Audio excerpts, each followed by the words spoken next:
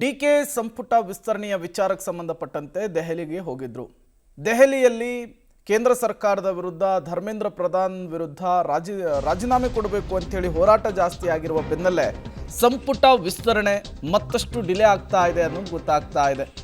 ಹೌದು, ಸದ್ಯಕ್ಕಿಲ್ಲ ಡಿಕೆ ಸಂಪುಟ ವಿಸ್ತರಣೆ. ಒಂದು ವಾರ ಇದು ಪೋಸ್ಟ್ಪೋನ್ ಆದಂತೆ ಕಾಣಿಸ್ತಾ ಇದೆ. ನಿನ್ನೆ ನಡೆಯಬೇಕಿದ್ದಂತಹ ಮೀಟಿಂಗ್ ರದ್ದಾಗಿದೆ. ಇವತ್ತು ಇಲ್ಲ ಮೀಟಿಂಗ್.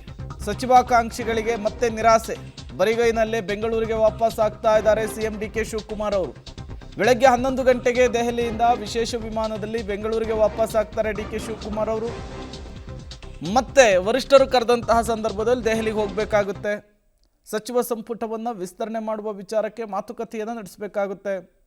ದೆಹಲಿಯಲ್ಲಿ ಜೋರು ಹೈಡ್ರಾಮಗಳಾಗ್ತಾ ಇದ್ದಾವೆ, ಪ್ರತಿಭಟನೆಗಳಾಗ್ತಾ ಇದ್ದಾವೆ. ಮೊನ್ನೆ ಕಾಕ್ರೋಚ್ ಜನತಾ ಪಾರ್ಟಿ, ನಿನ್ನೆ ಅದಕ್ಕೆ ಬೆಂಬಲಿಸಿ ಕಾಂಗ್ರೆಸ್ನವರಿಂದ ಪ್ರೊಟೆಸ್ಟು. ಪ್ರಿಯಾಂಕಾ ವಾದ್ರಾ, ರಾಹುಲ್ ಗಾಂಧಿ ಅವರನ್ನೆಲ್ಲ ವಶಕ್ಕೆ ಪಡೆದುಕೊಂಡು ತಡರಾತ್ರಿ ಪೊಲೀಸರು ಬಿಟ್ಟಿದ್ದಾರೆ. ಹಾಗಾಗಿ ಕೇಂದ್ರ ಸರ್ಕಾರದ ವಿರುದ್ಧ ಹೋರಾಟವನ್ನು ಜಾಸ್ತಿ ಮಾಡಲಾಗಿದೆ. ಮತ್ತೊಂದು ಕಡೆ ಮುಂಗಾರು ಅಧಿವೇಶನ ನಡೀತಾ ಇದೆ. ಮತ್ತಷ್ಟು ದಿನಗಳ ಕಾಲ ಸಚಿವ ಸಂಪುಟ ವಿಸ್ತರಣೆಯ ವಿಚಾರ ಡಿಲೇ ಆಗುವಂತಹ ಸಾಧ್ಯತೆ ಇದೆ. ಡಿ ಕೆ ಶಿವಕುಮಾರ್ ಅವರು ಎಲ್ಲವನ್ನೂ ಕೂಡ ನಿನ್ನೆಯೇ ಫೈನಲ್ ಮಾಡ್ಕೊಂಬರ್ಬೇಕು ಅಂತ ಹೇಳಿ ದೆಹಲಿ ಫ್ಲೈಟನ್ನು ಹತ್ತಿದ್ರು. ಬಟ್ ಅವ್ರು ಅಂದ್ಕೊಂಡಿದ್ದೊಂದು, ದೆಹಲಿಯಲ್ಲಿ ಆಗ್ತಾ ಇರುವಂಥದ್ದು ಒಂದು. ಹಾಗಾಗಿ ಸಚಿವ ಸಂಪುಟ ವಿಸ್ತರಣೆಯ ವಿಚಾರಕ್ಕೆ ವಾಪಸ್ ಮತ್ತೆ ಬೆಂಗಳೂರಿಗೆ ಆಗ್ತಾ ಇದ್ದಾರೆ. ಸದ್ಯಕ್ಕಿಲ್ಲ ಅನ್ನುವಂತಹ ವಿಚಾರಗಳು ಸಿಗ್ತಾ ಇದ್ದಾವೆ.